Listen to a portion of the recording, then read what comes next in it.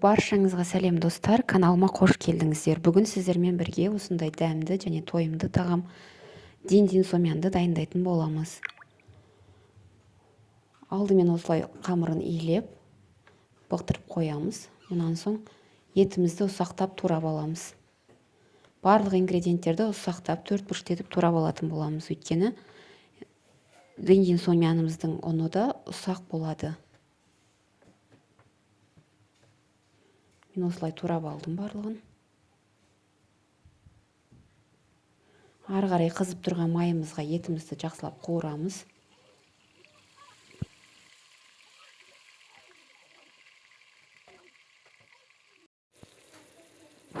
Етіміз жақсылап қуырылып, осылай су тартыла бастаған кезде пиязымыз бен қызанағымызды төрт бұрыштап ұсақтап турап, еттің үстіне қосатын боламыз.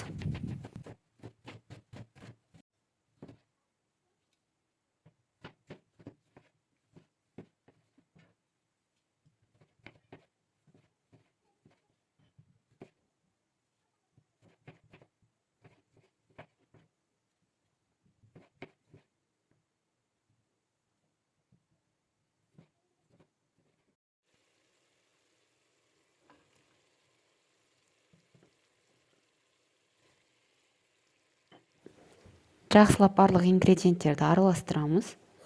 Және де мұнан соң тағы да бұқтырып қоямыз. Бір чесногымызды өте ұсақ етіп турап, тағы да қосамыз. Етіміз жақсы жұмсақ болып пісу үшін ұзағырақ бұқтырып қойған маңызды. Енді онымен айналысамыз.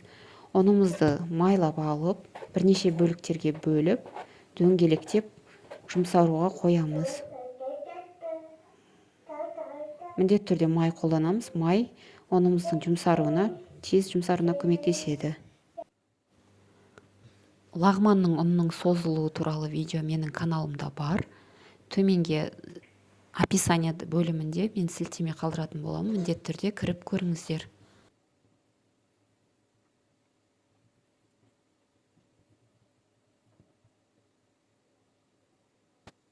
Осылай барлығын майлап, бетін жауып, 20-30 минутқа қойып қоямын. Оған дейін етімізге томат пастасын қосып, ары қарай араластырып, 1 стакан суымды құйып, тағы да 10 минутқа бұқтыруға қоямын. Ұнымыз мен етіміз бұғып тұрған аралықта қырыққабат пен бұрышты ұсақтап, төрт бұрышты етіп турап аламыз.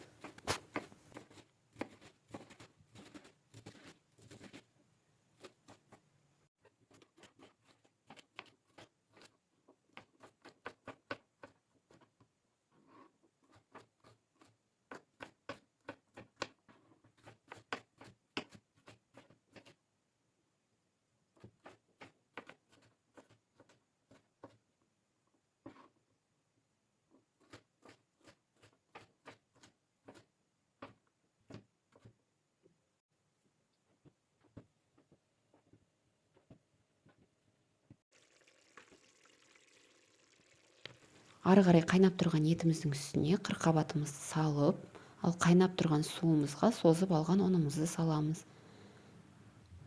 Арасын шаншқымен ашып, 5 минуттан қайнаған соң суық суға сүзіп алатын боламыз.